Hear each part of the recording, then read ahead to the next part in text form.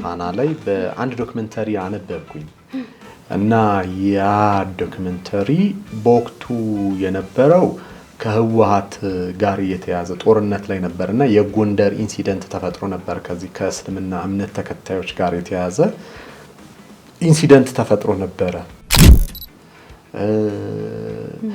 ፖለቲከኛው የውስኪ ጽዋውን ከማንሳት አይጎልም አንድ ደሃናት ናት ልጇን የምታጣው እዛ የደረሰው ማህበራዊ ምስቅል ቅርበት ታውቀዋል አዎ ገብቶሻል ያው ድምጿ ያንተ ስለሆነ ስለሆነ ፕሮዳክሽኑንም የሰራው ጽሁፉንም ያዘጋጀውት ምናምን ኤቭሪቲንግ ወደኔ መጣ እና ብዙ ተቃውሞ ነበረ ብዙ ዛቻ ነበረ ልክ ነው ተቃውሞ መነሳቱ ልክ ነው ምክንያቱም ያ የሙስሊም ኮሚዩኒቲ የዶክመንተሪ ተጠቂ ነው የነጃሃዳዊ ሐረካት ምናምን ተብሎ በኢህአዴግም ጊዜ ተጠቂ ስለሆነ ያንንም ማንጸባረቁ ልክ ነበረ እኔም ማንበብ አልነበረብኝም ማለት ተለኛ ሀገር ባለ ሚዲያ ላይ አንዳንድ ጊዜ መስራትን የምትራገሚ በእንደዚህ አይነት ኢንሲደንቶች የዛ አካል ደግሞ ስትሆኚ ምን አለ በዚህ ጊዜ ጋዜጠኛ ባሎንኩ የሚያስብሉ እውነታዎች ጋር ትጋፈጫለሽ እና እንደ ሀገር የመጣ ችግር ነው ያንንም ይሄንንም ብሌም ለማድረግ አይደለም ግን እንደ ሀገር ሁላችንም ወድቀናል በዚህም ሳይድ ያለው በዛም ሳይድ ያለው ስላዘነ ደግሞ ይቅርታ ይገባዋል አይደለ አሁንም ይቅርታ ነው የምለው ያንንም ይቅርታ ወጥቼ ጠይቄያለሁ ሶ አንዱ ከጋዜጠኝነት ህይወቴ መጥፎ ኢንሲደንት እንለው እሱ ነው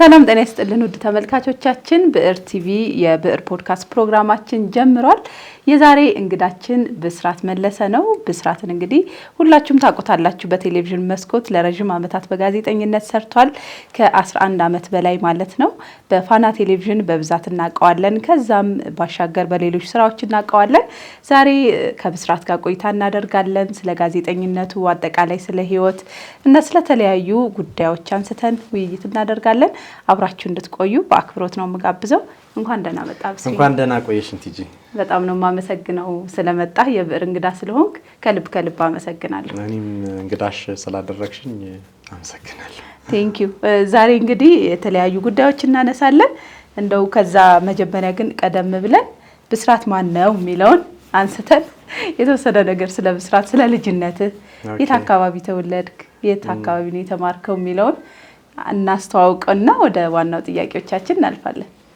አሪፍ እንግዲህ የልጅነት ህይወቴ እኔ ያዋሳ ልጅ ነኝ እዛ ነው የተማርኩት ኮምቦኒ ይባላል የተማርኩበት ትምህርት ቤት የካቶሊክ ካቴድራል ትምህርት ቤት ነው እንግዲህ እዛ የካቶሊክ ትምህርት ቤት ውስጥ በጣም አሪፍ ስራ ይሰራሉ የካቶሊክ ሚሽነሪ ትምህርት ቤት አለ ጤና ጣቢያ አለ ልብስ ስፌት አለ እናቴ ሲንጀር ትችላለች እና እናቴ ጭምር እዛ ነው የተማረችው ሶ አዋሳ ውስጥ ይሄ ኮምቦኒ የሚባለው ስም በስፋት ይታወቃል ሰፊ መሬት ላይ ያለ ነው እንደገና ደግሞ በጣም አሪፍ የሚባል ትምህርት ቤት ነው ሶ የልጅነት ህይወታችን እንግዲህ ሙሉ በሙሉ ከልጅነት ጀምሮ እስከ ሃይ ስኩል ድረስ ሐዋሳ ነው የተማርኩት ከዛ ሐዋሳ ዩኒቨርሲቲ እዛው ገባው አክቹአሊ ሐዋሳ ዩኒቨርሲቲ አዲስ አበባ ነበር የምንፈልገው ሐዋሳ የተማረ ልጆች በሙሉ በወቅቱ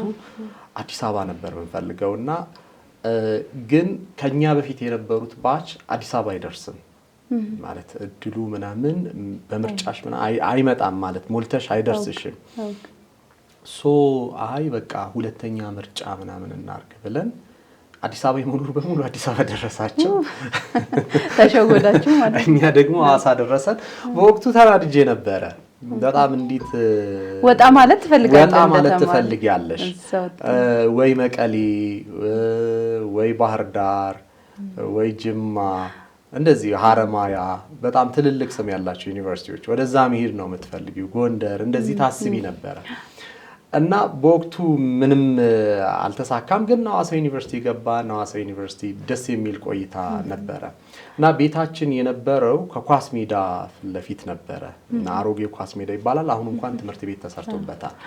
እዛ አሁን የምታውቂያቸው በኢትዮጵያ እግር ኳስ ላይ ምናምን የገነኑት በሙሉ እዛ ሜዳ ተጫውተው ነው እንትን ያሉት። እነማን አዳነ ግርማን በያቸው፣ ኃይሉ ቱሳ፣ ምንም ኢትዮጵያ ብሔራዊ ወንደ ኤፍሬም አሻሞ ብሔራዊ ቡድኑ ላይ የምትጠቅሽው ተጫዋቾች በሙሉ እዛ ሜዳ ላይ ተጫውተው ነው ያለፉት። እና አንዱ ታዋቂ ሰፈር ከሆኑት መካከል የኛ ሰፈር ነበረ። ስለዚህ ፕሮጀክት ስልጠናዎች ነበሩ፣ የእግር ኳስ ፕሮጀክት ስልጠናዎች ነበሩ። እኔም ሰልጥኛለሁ እዛ። ኋላም አዲስ ስቴዲየም ሲገነባ ሁለተኛው እኛው ሰፈር አካባቢ ነው። ባስኬትቦል ነበረው፣ ኳስ ነበረው የመሳሰሉ። ስለዚህ የልጅነት ህይወታችን አንድ ሐይቅ እንሄዳለን፣ ዋና እንዋኛለን፣ ሳይክል ትለምጃለሽ፣ ከዛ ኳስ ትለምጃለሽ።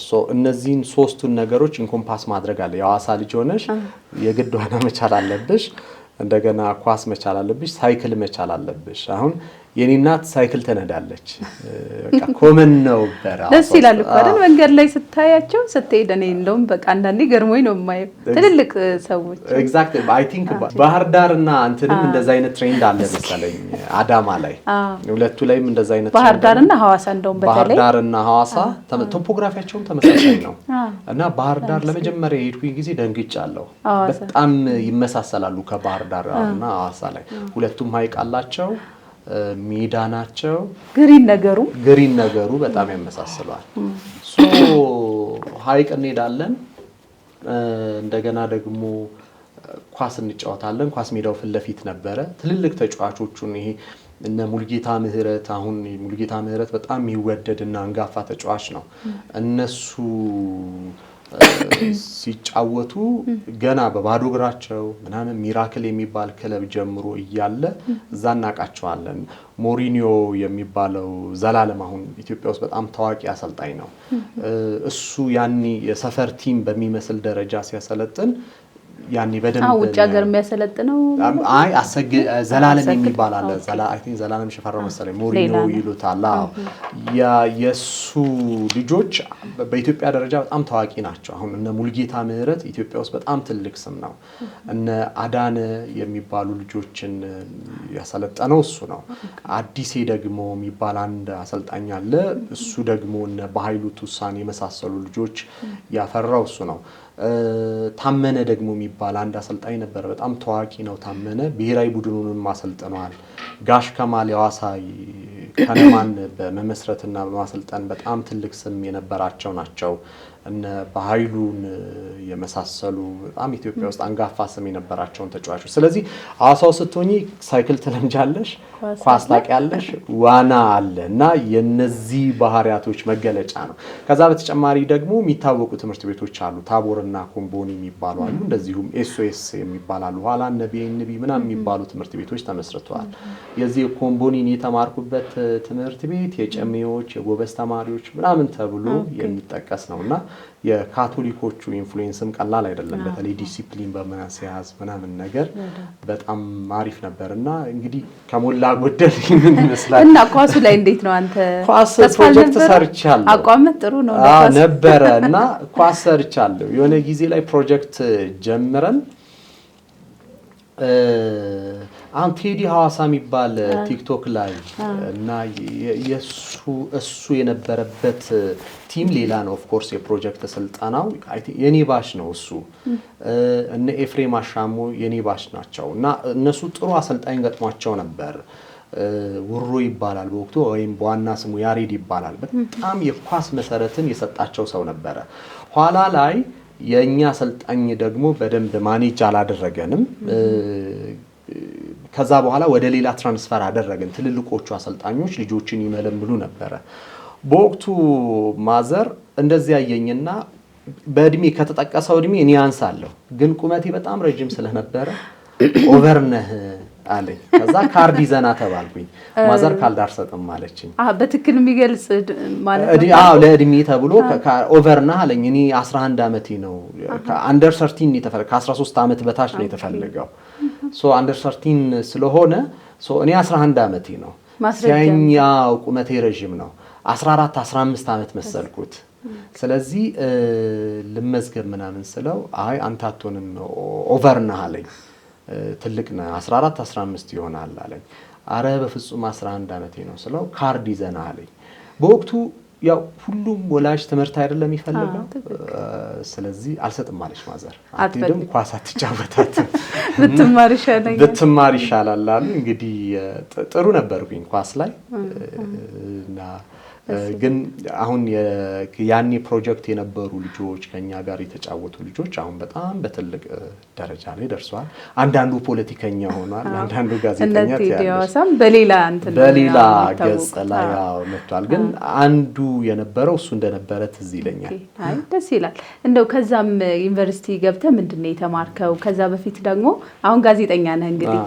ወደ ጋዜጠኝነቱ የሚመሩ ምን አይነት እንቅስቃሴዎች ታደርግ ነበር በትምህርት ቆይታ ግቢ ያለ እንደዚህ ግጥሞች ምናምን እጽፋለሁ ይስማከ ወርቁ አንድ ላይ ነበር የተማርነው ይስማከ ከ9ኛ እስከ 12ኛ አንድ ክፍል ነበር የተማርነው የእናንተ ባች ነው ይስማከ የኛ ባች ነበር ይስማከ ሰው የማያውቀው የሆነ አስቂኝ እንትን አለው እስኪ ንገረን ሚስጥር ማውጣት ነው ይስማከ በጣም ጎበዝ ተማሪ ነበር ጎበዝ ተማሪ ነው ይሄ ለሰው ደራሽ ልጅ ነው እና ጀርባው ላይ በጣም እንትን ተሸክሞ ነው የሚዞረው መጽሐፍ ተሸክሞ ነው የሚዞረው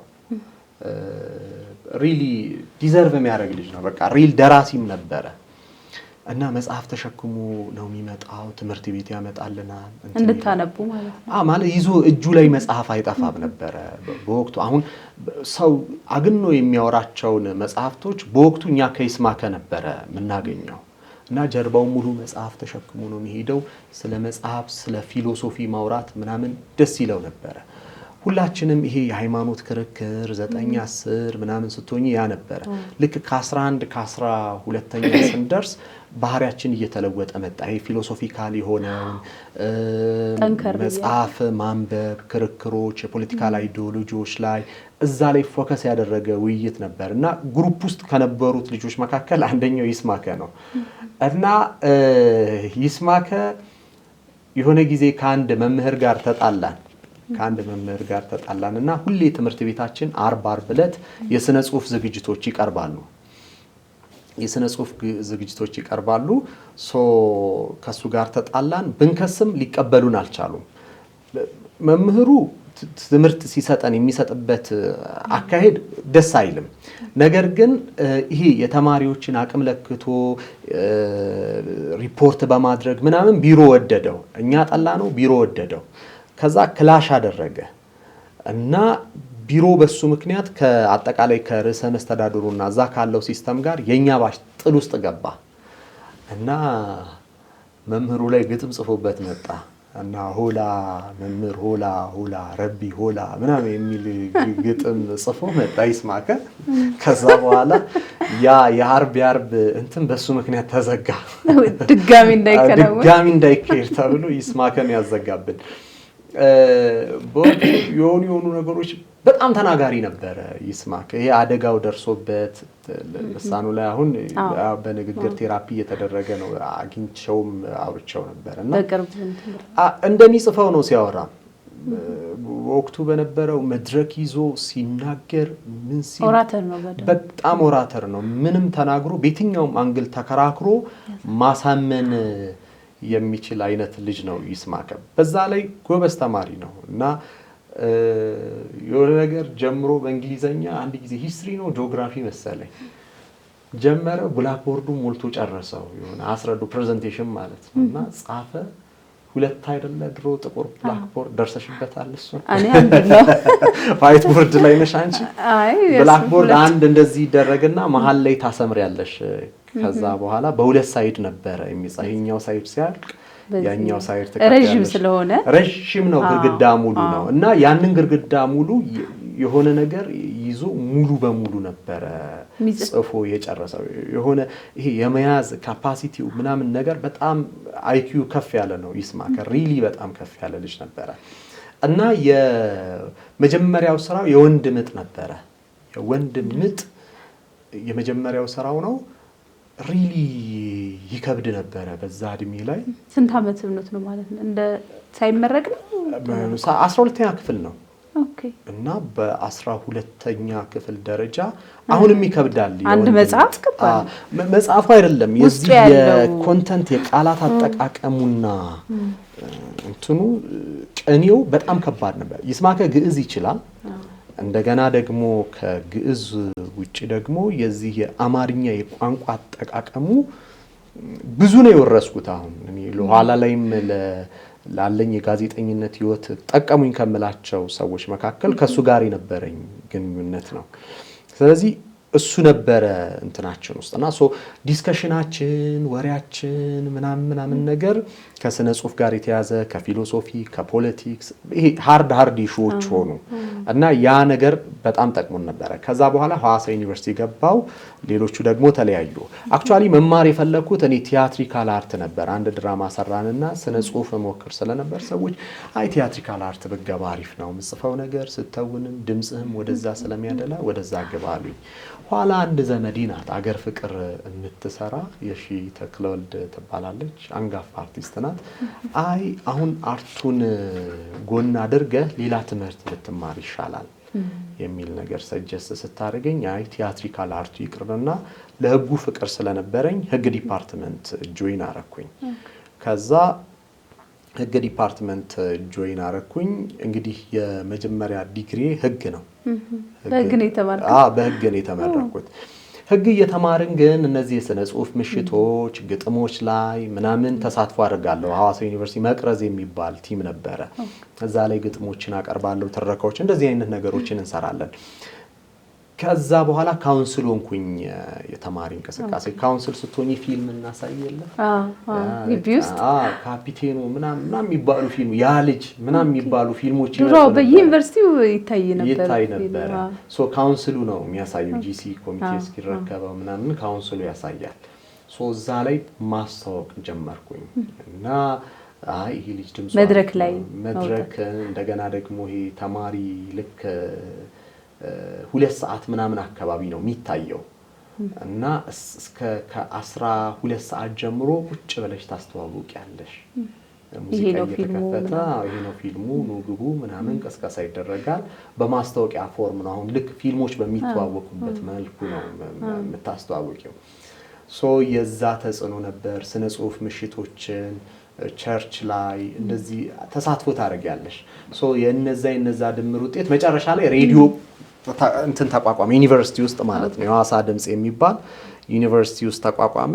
ዩኒቨርሲቲ ውስጥ ሲቋቋም የመጀመሪያ ጆይን ያደረግነው እኛ ነን። በእኛ ተማሪ ሆነ። ስንተኛ ዓመት ነበር? 4ኛ ዓመት ላይ ተቋቋመ። አብዛኛው ነገሮች የዚህ የአይዲ ሆነው ምናምን የጀመርኩት በኔ ድምጽ ነው። ሬዲዮ ጣቢያው ማስታወቂያውንም በቃ ኤቭሪቲንግ እና እዛ አፈታንበትኛ የሙዚቃ ግብዣ አለ፣ ትንታኔ እዛ ነው የጀመርኩት ምናምን ብዙ ነገሮችን እዛ ሰራን።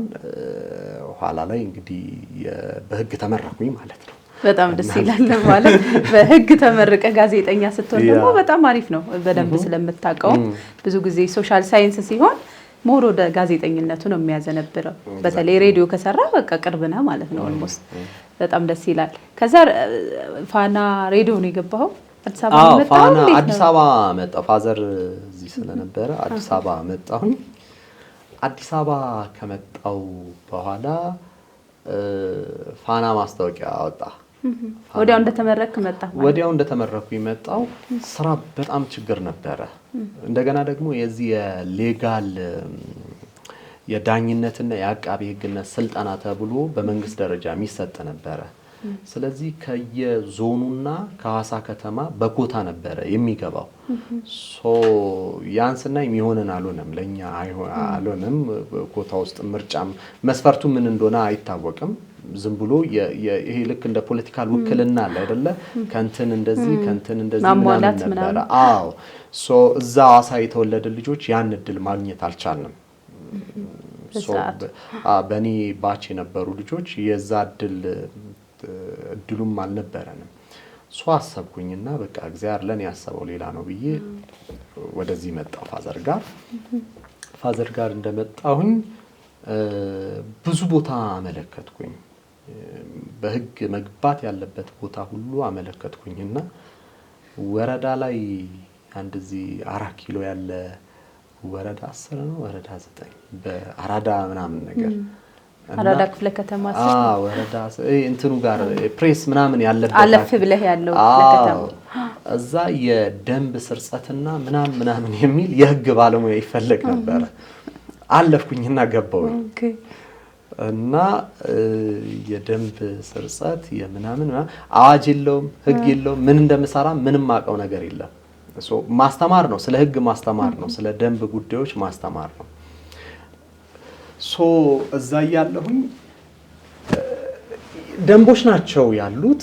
ደንብ የከተማ ደንቦች ናቸው የሚሰሩ እነሱ የሌጋል ስራውን ሲሰሩ እኛ የግንዛቤ ስራውን ተሰራላችሁ ተብለን የህግ ባለሙያ ተፈልጎ ነው የገባሁት። ስለዚህ የህግ ስርጸት ነው እንትኑ ራሱ ስርጸት ማስረጽ ምናምን አሰረጽ ምን አሰርጻለሁ 21 ቀን ሰራው። ቢሮዋ በጣም ነው የምታስቀው።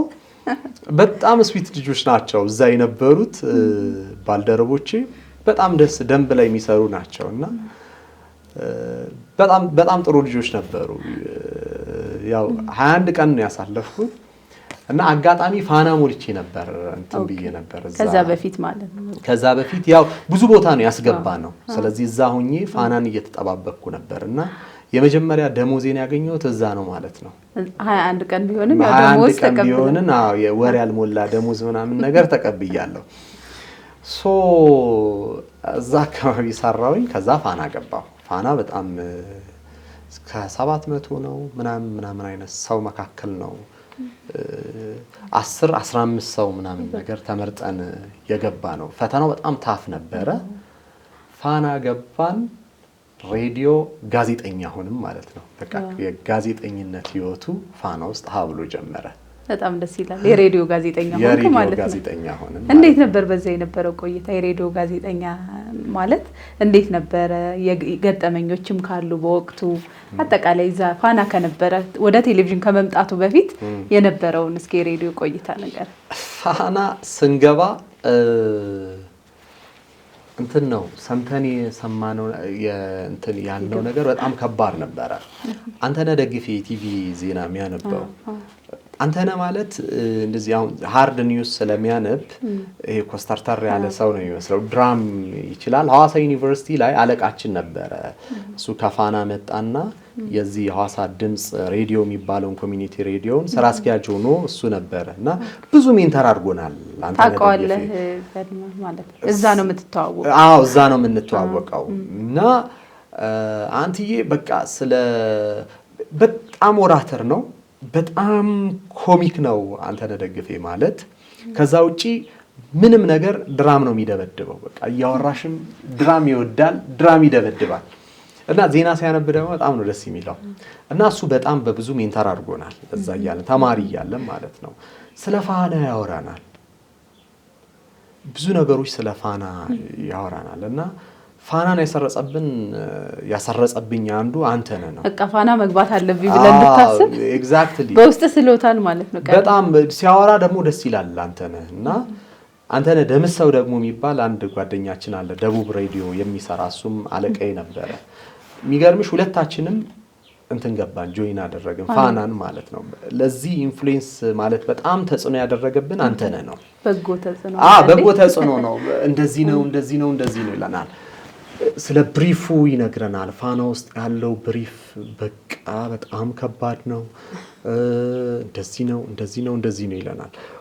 ከዛ በኋላ ፋናን ጆይን ካደረግን በኋላ ሪሊ እሱ ከነገረን በላይ ነበረ ብሪፉ።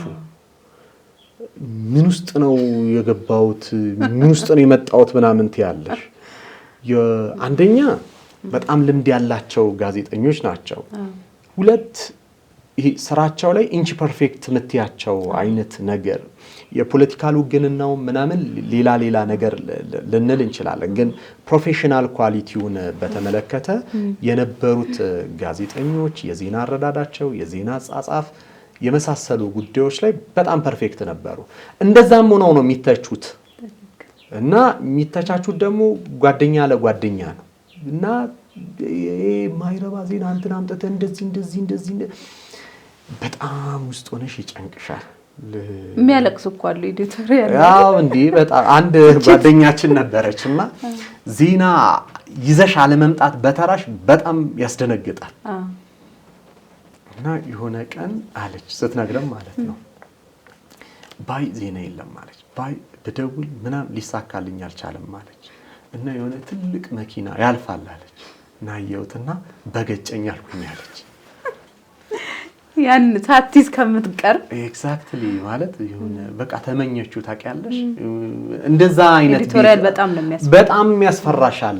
ዳትማች መኪና በገጨኝ እስክትይ ድረስ የሚያስመኝ ነው። ዜና ይዞ አለመምጣት አለመገኘት ምናምን ነገር በጣም ሃርድ ነበረ። ከዛ ውጪ ደግሞ ትችቱ የሚመጣው ከላይ ምናምን አይደለም፣ ጎንሽ ካሉ ልጆች ነው ዜና የሚመጣው ማለት ትችቶች የሚመጡት። ሶ ያ ነገር እንትን ይልሻል። የሥራ መደራረቡና በየቀኑ ነበር አይደል ነው እንዴት ነው? ብሪፍ ዜና ክፍል በቀን 2 ያደርጋል። ሾው 90 ደቂቃዎች ምናምን ደግሞ በቀን 1 ያደርጋሉ። ግን የዜና ሰዓቱ ብዙ ነው። ቀን አለ፣ ማታ አለ። 2 የዛ ብዛቱ ብቻ ሳይሆኑ የጥራት ደረጃው ደግሞ ከፍ ይላል። አሟላ የምትባዩ ነገር ሬዲዮ ነው ብለሽ በስልክ ማናገራችሁም ሄደሽ ሰውየውን ዳይሬክትሊ ኮንታክት ማለት ለጥራት ይጨነቃል። የስልክ ድምጽና የሪከርዲንግ ድምጽ እኩል አይደለም። በማሽን የምትቀርጨው ድምጽ እኩል እሱ እንትን ይልሻል። በወቅቱ አንዱ ዓለም ሽመልስ ባልደረባ ናቸው ሰርታቸው እሱ ነበር አለቃችን እና ኤልያስ እንደዚሁም ድጋፌ በጣም መልካም ሰዎች ናቸው። ሪሊ በወቅቱ ማይገቡን ነገሮች ነበሩ። ሲቆጡን ሜንተር ሲያደርጉ ምናምን የጨቆኑን ይመስልን ነበረ። ኋላ ግን በቃ ሪሊ በህይወታችን ላይ የነሱ የጋዜጠኝነት ተጽዕኖ ያደረጉብን በጎ ተጽዕኖ ምናምን ነገር አየን። እንደውም አንዱ ዓለም በጣም እንትን ነበረ ዴዲኬትድ ሆኖ የሚሰራ ልጅ ነበርና አንድ ጊዜ ኦፕራሲዮን ሆኖ ቁስሉ ሳይደርቅ ነበር የመጣውና እንደዚህ ያረገ ነበር ኮምፒውተር እየነካው ማለት ነው። በደንብ ዳት ማች ዴዲኬሽን ያለው ሰው መብቱ ነው በቃ መናገር። ሰው ስራ ለማለት መብት አለው። ሰርቶ የሚያሰራ ኮሚትመንቱ ማለት ሰው በዚህ ያክል ደረጃ እንዴት ኮሚትድ ይሆናል? በጣም ይከብዳል አይደለ? ኦፕራሲዮን ቁስልሽ ሳይደርቅ ለስራ መምጣት እና ደግሞ ፊል እያደረገው ነው። ዳት ማች ኮሚትመንት ያላቸው ሰዎች ነበሩ።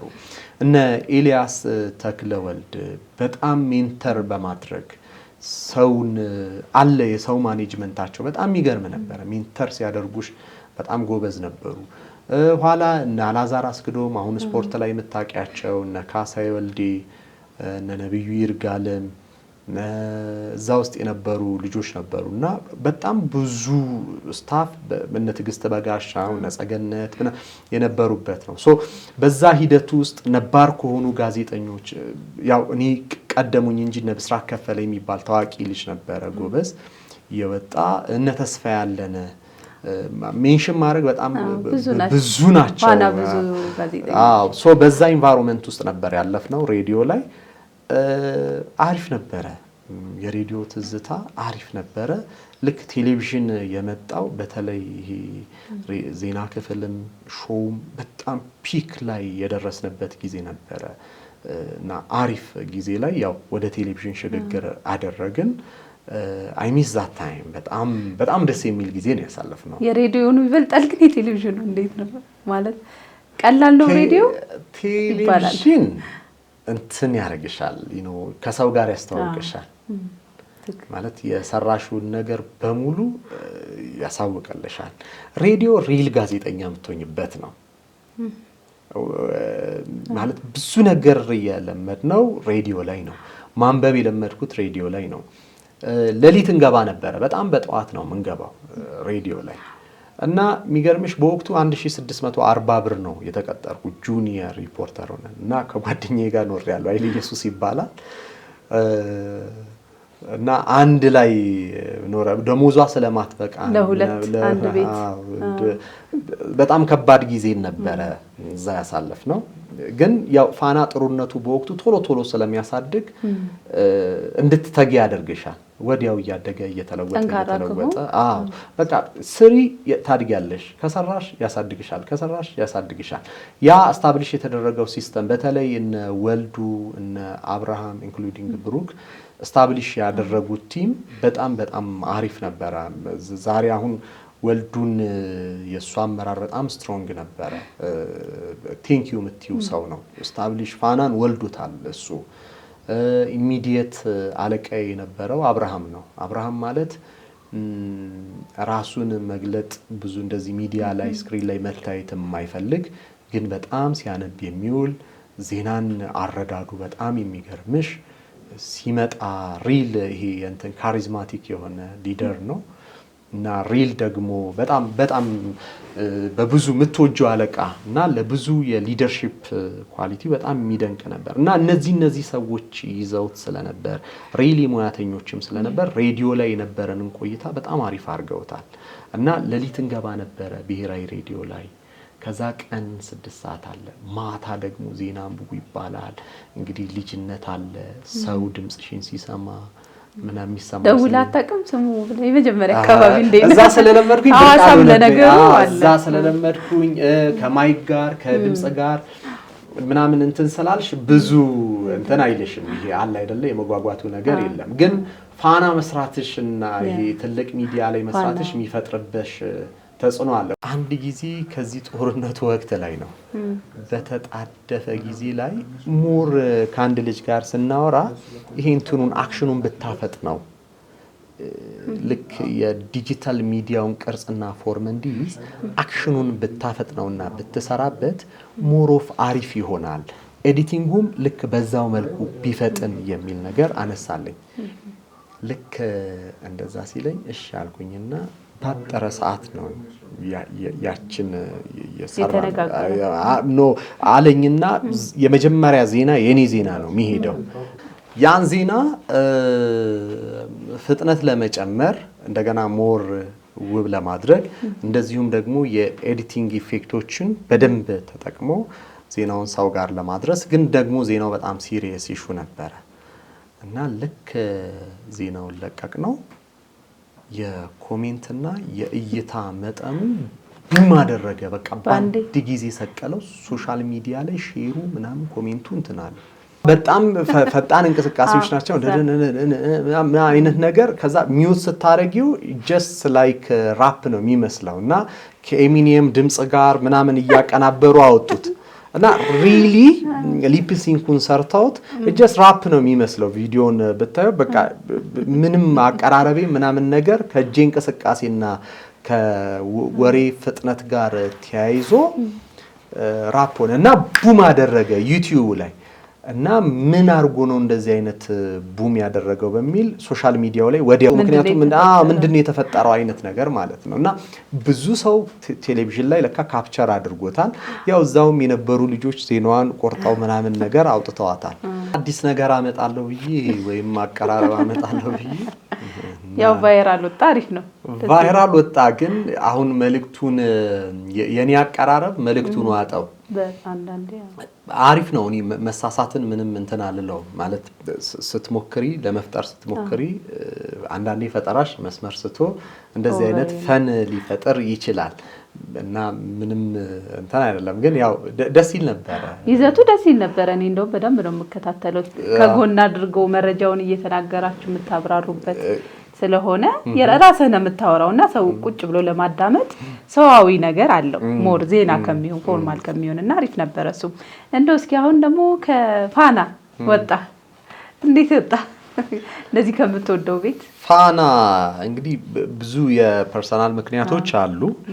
ግን አንድ አሳዛኝ ገጠመኝ ነበረኝ። ፋና ላይ በአንድ ዶክመንተሪ አነበብኩኝ እና ያ ዶክመንተሪ በወቅቱ የነበረው ከህወሓት ጋር የተያዘ ጦርነት ላይ ነበርና የጎንደር ኢንሲደንት ተፈጥሮ ነበር። ከዚህ ከእስልምና እምነት ተከታዮች ጋር የተያዘ ኢንሲደንት ተፈጥሮ ነበረ መስጊድ ውስጥ የተገደለ የዚህ በመቃብር ቦታ ላይ የተነሳ ጸብ ሰዎች ሞቱና ከሱ ጋር የተያዘ ችግር ነበር በመላ ሀገሪቱ። ኋላ ላይም የሃይማኖት ጸብ ሊነሳ ይሆን እንዴ የሚል ነገር ተነስቶ ነበርና አንድ ዶክመንተሪ መጣ እና በወቅቱ ጦርነት ወቅት ላይ ስለነበረ የህወሓት ነው ይሄንን ያደረገው የሚል ቶን ያለው ነው።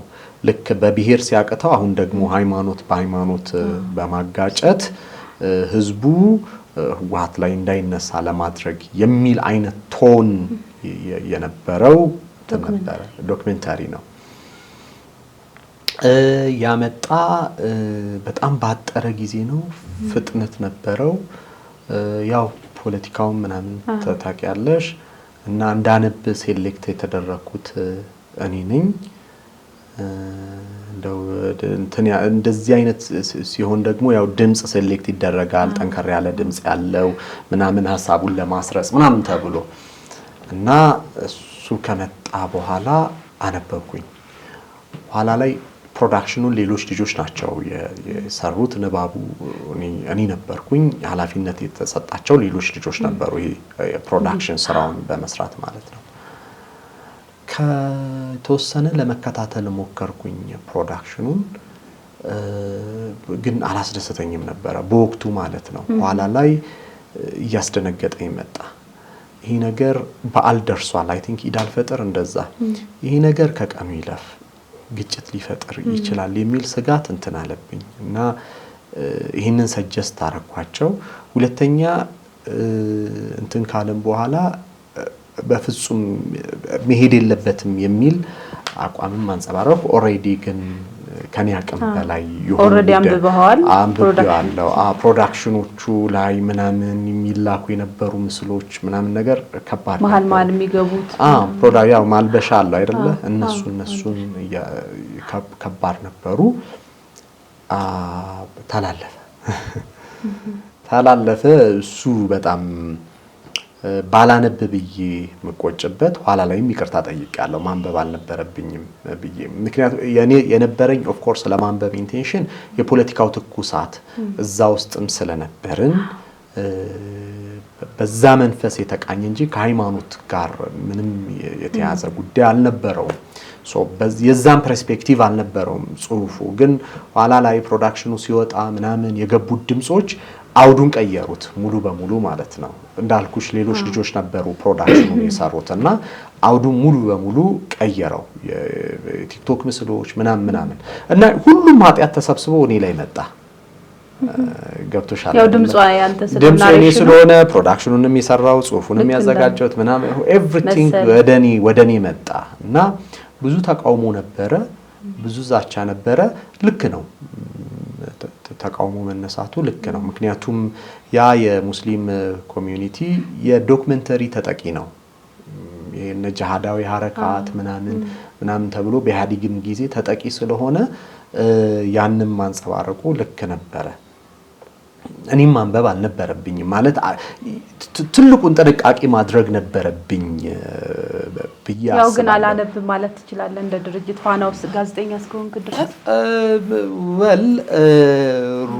እንትን ይሄ አሁን ጻድቅ መጫወት አልፈልግም የወይኔ ጀግና ምናምን መጫወት አልፈልግም። ኦፍ ኮርስ ሩሙ ጠባብ ነው፣ ግን ደግሞ አለማንበብ እችላለሁ። ያን ሪጀክት የተለያዩ ምክንያቶችን ቢሆን አቅርበህ ከባድ ነው እንዳልኩሽ፣ አለማንበብ ከባድ ነው። በተለይ እንደዚህ የተልእኮ የምናምን የሚባሉ ዜናዎች አሉ ሴሌክት ተደርገሽ እንትሩ ሪስኩ ከባድ ነው። ግን ደግሞ እንዳልኩሽ ይሄ በጣም እንትን ሁሉን ነገር ወደ ሌላ አካል መጣል አልፈልግም። እኔም ወስደው ሪስፖንሲቢሊቲ መኖር አለበት ብዬ አስባለሁ። ልክ አሁን ኢህአዴግ ላይ የነበሩ ባለስልጣናት እኛ እኮ ተላላኪ ነበርን አይነት ነገር አለ አይደለ? ሁሉንም ጥፋት ወደ ህወሓት ደፍድፎ ምንም ፓርስል እንዳሉ ነው፣ የስርዓቱ አካል እንዳልነበሩ፣ ለጠፋው ጥፋት ሪስፖንሲቢሊቲ እንዳልወሰዱት ማለት ነው።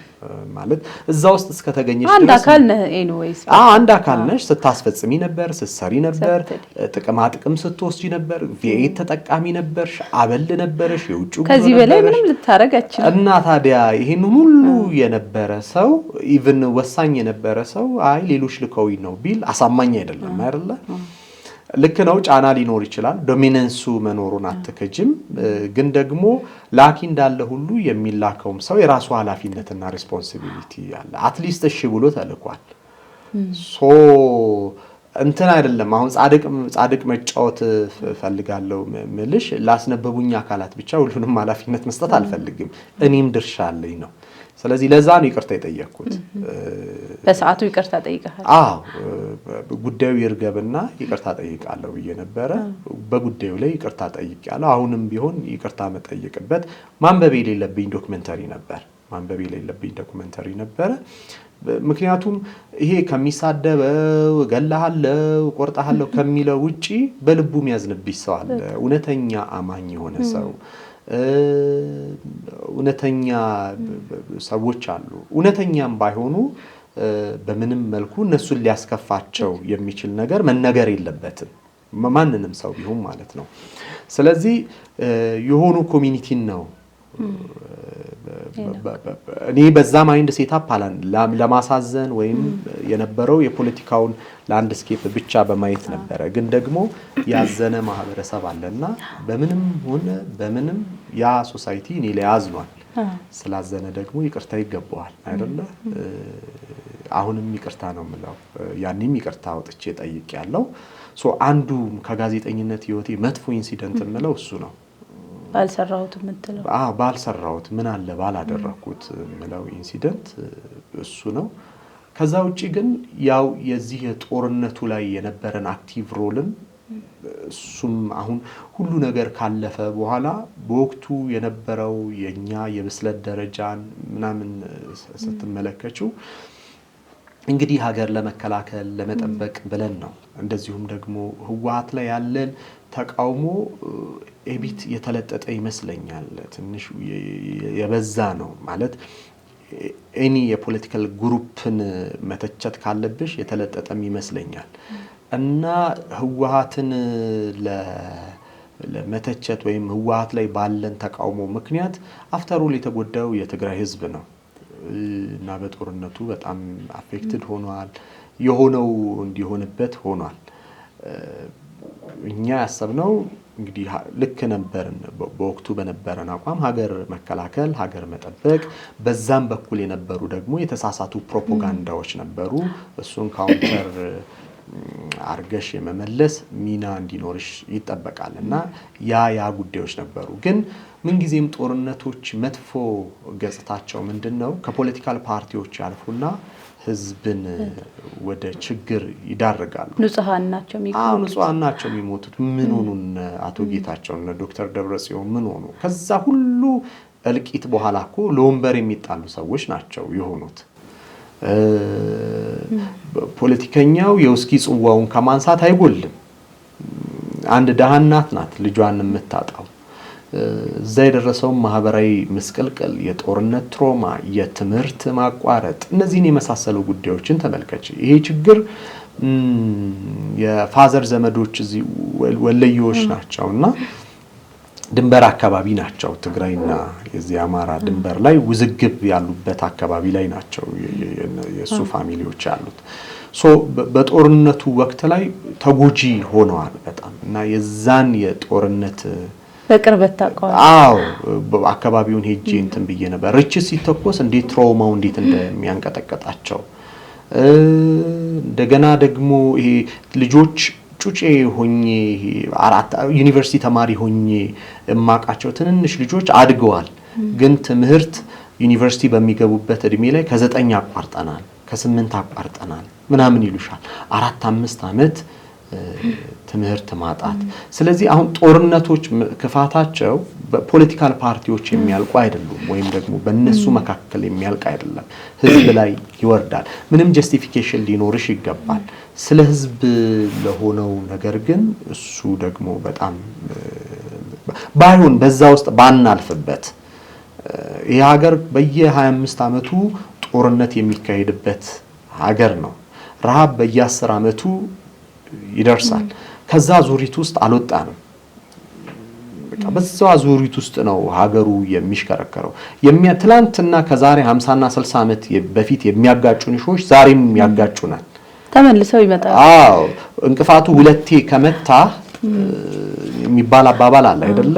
ስሙን አንጥራውና ሶ የመታን እንቅፋት ነው ደጋግሞ የሚመታን። የዛ ካለ መሆንሽ እንትን ይልሻል ያልነው ለሀገር ነው። ግን በአማራም በአፋርም በትግራይም ጦርነቱ በመነሳቱ ምክንያት ሁሉም ተጎጂ ነበረ። ጦርነቱ በመነሳቱ ምክንያት ሁሉም ተጎጂ ነበረ። እዚህ የመሃል ሀገሩ ሰው ከዚህ ሄዶ የሞተው ሰው ከደቡብ ከኦሮሚያ ሄዶ የሞተው ሰውስ ቀላል ነው ወይ? ቁጥሩ ቀላል አይደለም። በዛ የወደመው ኢኮኖሚ ቀላል አይደለም። ወደ 28 ቢሊዮን ዶላር አካባቢ እንትን ብሏል። ሶ ጋዜጠኛ ስትሆኚ ይሄንን ነው ፌስ የምታረጊው። እዛ ደግሞ ሚዲያው ዋና እንትኑ እሱ ነበር።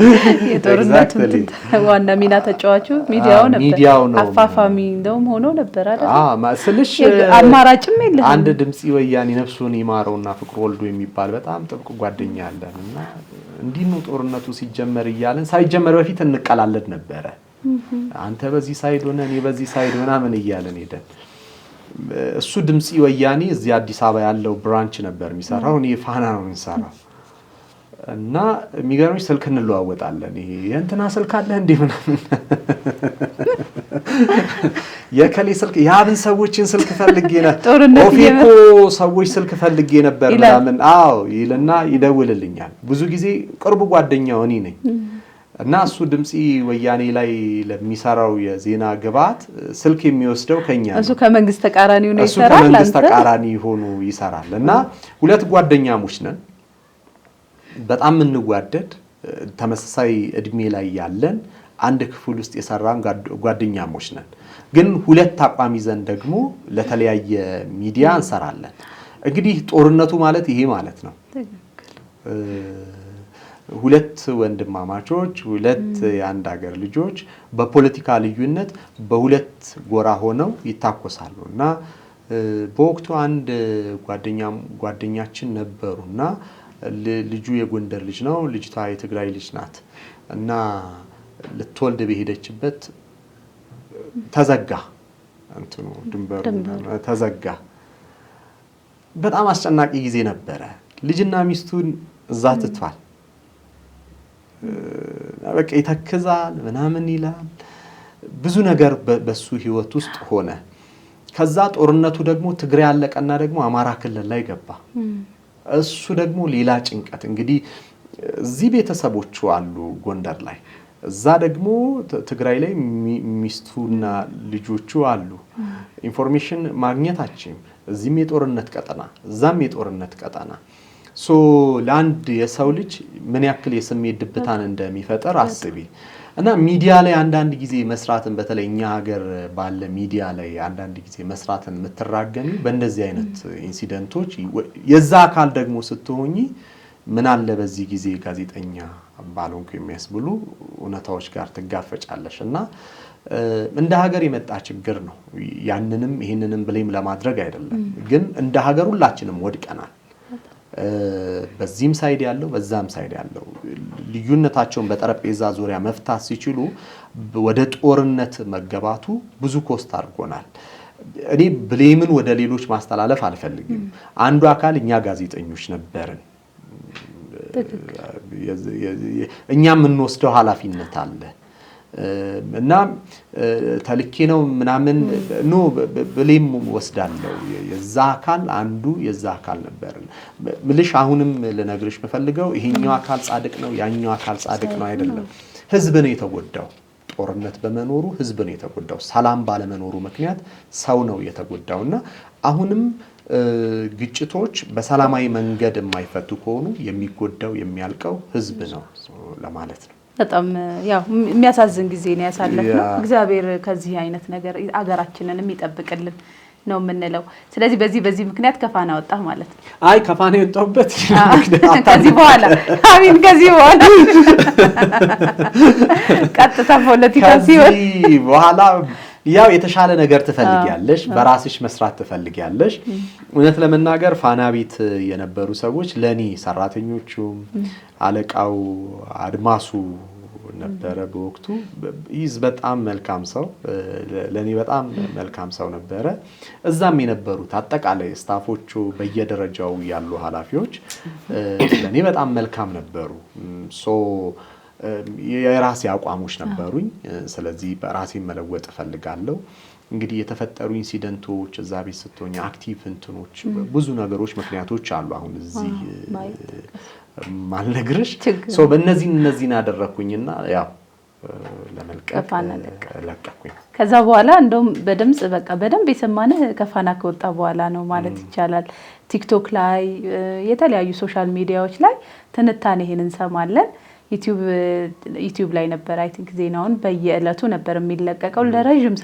10 ምናምን ደቂቃ አካባቢ ነው በቀን የሚለቀቀውና በደንብ ሰው ያደምጥህ ነበር ብስራት እየተባለ ነው የሚወጣው ዜናው እንዴት ነበር የሱስ ስራ የት ነበር የሰራኸው እሱ ነው ከዛ በኋላ የኔታ ሚዲያ ነው የሄድኩት ዩቲዩብ ላይ ባሪፍ ደሞዝ ማለት ነው ከፋና ባሪፍ ደሞዝ ወጣው ያው ደስ ይላል እዛ የነበረ ቆይታ ቆንጆ ነበረ ዩቲዩብ ማህበራዊ ሚዲያውን በደንብ እንድትረጂው ያደርግሻል በደንብ አንደርስታንድ እንድታደርጊው በደንብ ያደርግሻል የተማርኩበት ነበር የዛ ቆይታዬን ዲጂታል ሚዲያው ምንድነው የሚፈልገው የሚለው ነገር በደንብ እንዳውቀው ረዳኝ ከዛ በተጨማሪ ደግሞ የዚህ የሥራ ትጋትሽን ደግሞ ይጨምራል እንግዲህ አስቢው በየቀኑ አንድ ትንታኔ መጻፍ መቻል አለብኝ በየቀኑ ማለት ነው ኋላ ላይ ከቀን አልፎ በቀን 2 ድረስ እንትን ማለት አለ መጻፍ አለብኝ ማታ 5-6 ሰዓት ነው ዜናዎችን ጉዳዮችን ሪሰርቾችን ስታረጊ ነው ምትዩ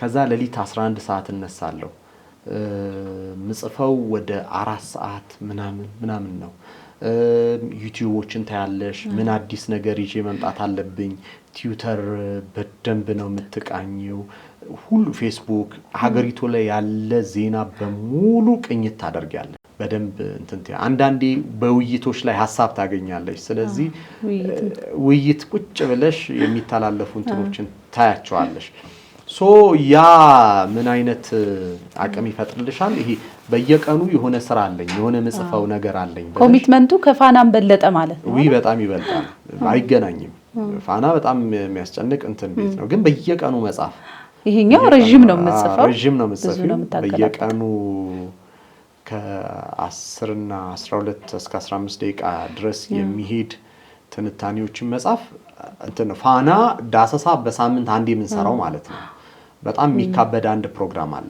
እሱን በየቀኑ ማድረግ ማለት በጣም ከባድ እዛ ላይ የበቁ ልጆች ምናምን ተብሎ ነው በሳምንት አንዴ እኮ ነው ዳሰሳ ላይ ከሊ ገባ ተብሎ በቃ የብቃት ማረጋገጫ ነው ይሄኛው በየቀኑ ሆነ ስለዚህ በየቀኑ ሐሳብ በየቀኑ ማንበብ በየቀኑ ሰርች ማድረግ ምናምን ነበረብሽ አክቹአሊ ቲክቶክ ላይ ነበረ ልጆች የሚያወጡትና የኔ አይደለም ብዙዎች የኔ መስላቸው ነበር ቲክቶክ ላይ ያለው ያው በእኔ ስም ብዙዎቹ ያወጡት ነበር በደንብ ፕሮሞት አድርጎታል ብዬ አስባለሁ ሶ ዲጂታል ሚዲያው ከዚህ በኋላ ያው እየወረሰ ነው የሚሄደው ብዙ ነገሮችን እየወረሰ ነው የሚሄደው ምክንያቱም አሁን ትልልቆቹ ሚዲያዎች ከተመለከታቸው ኦሬዲ ወደ እንትን ገብተዋል ፖድካስተር ነው የሆኑት ተምኔላቸውን ተመልከቻቸው ሙሉ በሙሉ ተቀይረዋል ቋንቋቸው በዲክሽን ደረጃ ሚዲያዎቹ ተቀይረዋል አሁን ፋናም ኢቢሲም በምክትል ስራ አስፈጻሚ ደረጃ ነው እንትኑን የሚመሩ ዘርፉን የሚመሩት በራሱ ሶ የዲጂታል ሚዲያ አሁን ትልቅ ቦታ እያገኘ ነው የመጣው በፊት ላይ የፋና እንትን የነበረችው ዌብሳይት ክፍል ምናምን ተብላ የነበረችው ፌስቡክ ላይ ነው 4 ሰው ምናምን የነበረባት ነበረች አሁን በጣም ትልቅ ሰፊ የሰው ኃይሉ በጣም ብዙ ነው ከዛ በተጨማሪ ደግሞ በትልቅ ደረጃ በትልቅ ኃላፊነት ደረጃ ነው ኢቢሲም በተመሳሳይ ነው ሶ ሌላው አሁን ማህበራዊ ሚዲያ የቀየረው ነገር አሁን ቲክቶክ ላይ ተመልከቻቸው አሉ በፊት አርካይቭ ነበረ ሚዲያውን የሚያደርጉት ማህበራዊ ሚዲያውን አርካይቭ አድርገው ነው የሚጠቀሙት ሜይንስትሪም ሚዲያዎቹ ማለት ነው ሶ ቲቪ ላይ የሆነ ነገር ይተላለፋል እዛ ላይ በቃ አንተ ዩቲዩብ ላይ ጨነነዋል አይነት ነገር ነው አሁን ግን በፐርፐዝ ነው የሚሰራው ለዲጂታል ሚዲያው ተብሎ ሚዲያዎቹ ይሰራሉ ቲክቶክን በደንብ እየተጠቀሙ ነው እነ ሲኤንኤን እና እነ ብሉምበርግ ወይም ውጪ ያሉ ሚዲያዎች በደንብ ቲክቶክን ይጠቀሙታል የሶሻል ሚዲያውን በደንብ ነው የሚጠቀሙት ሶ የሶሻል ሚዲያው ደግሞ አክሰስ የሚያደርግልሽ ማለት የሚፈጥርልሽ እድል በፊት የኢንፍራስትራክቸሩ ከባድ ነበር የቴሌቪዥን ኢንፍራስትራክቸር ለምሳሌ አንቴና ተክለሽ ሳተላይት ተከራይተሽ ምናምን ብለሽ በሙሉ እሱን አስቀርቶልሽ እንግዲህ አንቺ አሁን የሚዲያ ባለቤት ሆነሻል ያ ኢንፍራስትራክቸሩን ዩቲዩብ ዘርግቶልሻል ቲክቶኩ ፌስቡኩ ያንን ሁሉ መሰረት ልማት ጨርሶልሻል ሁለተኛ ነገር ደግሞ የሆነው ምንድነው አሁን ባለፉት 20 እና 10 አመታት በጣም ፈጣን ለውጥ ላይ ነው ምናልባት ዓለማችን ባለፈው 100 አመት ካሳለፈችው ይልቅ ባለፉት 20 እና 10 አመታት እየሄደችበት ያለው ፍጥነት ብዙ ነገሮችን እየለወጠ ነው የዓለም ሁኔታን በብዙ እየቀየረው ነው በፊት መንግስታት ምን ይባላሉ ሚዲያና ጦር መሳሪያ ወይም ደግሞ ጠመንጃ ነበር የነበራቸው ስለዚህ ሙሉ መረጃውን በሞኖፖሊ ይዘውት የዜና ምንጭ መንግስታት ነበሩ የሐሳብ የኢንፎርሜሽን የትርክት ምናምን ይባሉት ምንጮች መንግስታት ነበሩ የሶሻል ሚዲያ ወይም የዲጂታል ሚዲያው መምጣት ከመንግስት ሚዲያን ነጥቋል አሁን መንግስት ጠመንጃ ብቻ ነው ያለው ሚዲያው ሁሉም እጅ ላይ ያለው በቃ ስልክሽ ሚዲያሽ ነው ኢማጂን አሁን ኢንሲደንቶችን ተመልከቺ የባለፈው በፊት ላይ ፋናና ኢቲቪ ያልዘገቧቸው ጉዳዮች በቴሌቪዥን ማለት ዕውቅና ወይም ደግሞ አጀንዳ የመሆኑ ጉዳይ አስቸጋሪ ነበር 97 ላይ በጣም አጀንዳ የምርጫ አጀንዳ የተፈጠረው ነቅንጅትና ህብረት የሚባሉ የተቋሚ ፓርቲዎች ነፃ የቴሌቪዥን አየር ሰዓት አግኝተው መሳተፋቸው ድምጻቸው መሰማቱ ነበር አሁን እንደዛ አይደለም ለምሳሌ አሁን ያለንበት ለውጥ እኮ የመጣው በፌስቡክ ዘመቻ ነው የግብጽ ላይ እና የቱኒዚያው የመሐመድ የቦአዚዝ ታሪክ እኮ is a Facebook history እኮ ነው አብዮቱን ያቀጣጠለው ፌስቡክ ነው ከፌስቡክ በመነሳት እንትን ያለው ነው አሁን ለምሳሌ ትልልቆቹ ሚዲያዎች አንዘግብም ቢሉ ጉዳዩን አጀንዳ ሴት ማድረግ አይችሉም ኦሬዲ የሚዘግቡ ነፍ ሚዲያዎች አሉ ቲክቶክ ላይቭ አለ ዩቲዩብ ላይ ፌስቡክ ላይ እንትን ትያለሽ ሶ ሜንስትሪም ሚዲያው አይ ቲንክ የቴሌቪዥን ጎልደን ኤጅ ያበቃ ይመስለኛል ስለዚህ ዲጂታል ሚዲያው እየወረሰው ያለው ይመስለኛል አሁን አያለው ማለት ቲቪ ላይ የሚታዩ ቲቪ ላይ የሚሰሩ ልጆች ይልቅ ዩቲዩብ ላይ ያሉ ልጆች በደንብ ጎልተውና አጀንዳ ሴት ያደረጉ ናቸው ታዩና አሁን ስፒድ የሚባለው የዚህ የጌመር ተጫዋች ቻይና ሄዷል የቻይና መንግስት እኮ ነው ስፖንሰር ያደረገው ስፒድ እዛ ሄዶ እየቀወጠው ነው አንድ ደግሞ የዚህ የፋየር የርችት እንትን ላይ ፎቶዎችን የሚሰሩበት አለ የቻይኖች አንድ እንትን አላቸው ትዕይንት አላቸው በርችት ነው ፎቶሽን ምናምን ነገር ይሰሩታል ስፒድን አድርገውታል የቻይና መንግስት ነው ቻይናን አስተዋውቁልኝ ብሎ እንትን ያለው ይሄ ልጅ ዩቲዩበር ነው ምን ያህል ፓወርፉል እንደሆነ እንዴ ፕሬዝዳንቶች ያናግሩታል በየቦታው ይሄዱ ፕሬዝዳንቶች ምናምን ነው የሚያዋሩት ግን ሂዝ ዩቲዩበር ማወቂያ ሶ አሁን የሜንስትሪም ሚዲያውን ሶሻል ሚዲያው the new media የሚባለው ፍሎሪሽ እያደረገ ነው ምክንያቱም እዛ ላይ ያሉ አጀንዳ ሴት የሚደረገው እዛ ላይ ነው ሜንስትሪም ሚዲያው ማስተባበል እኮ ነው አሁን ሶሻል ሚዲያው ላይ አጀንዳ ይፈጠራል ፌስቡክ ላይ ነው አጀንዳ የሚፈጠረው እና ፌስቡክ ላይ አጀንዳ የተፈጠረው ፌስቡክ ላይ እንደዚህ እየተባለ ነው ተብሎ ነው ሜንስትሪም ሚዲያ የማስተባበል ስራ ኋላ ነው አሁን ትልልቆቹ ሚዲያዎች ነቆና ሶሻል ሚዲያውን መቆጣጠር የጀመሩት እኛ የምንጠቀመው ከማንደ ኦፕሽን ማለት ነው ኤግዛክትሊ አጀንዳውን ሴት እናድርግ ወደሚል የመጡትና ሶሻል እዚህም ከመጣው በኋላ አሁን ወደ ሀገሬ ቴሌቪዥን አሁን ጆይን አድርጌያቸዋለሁ እዛ ኤዲቶሪያል ዳይሬክተር ሆኜ ነው እየሰራው ያለው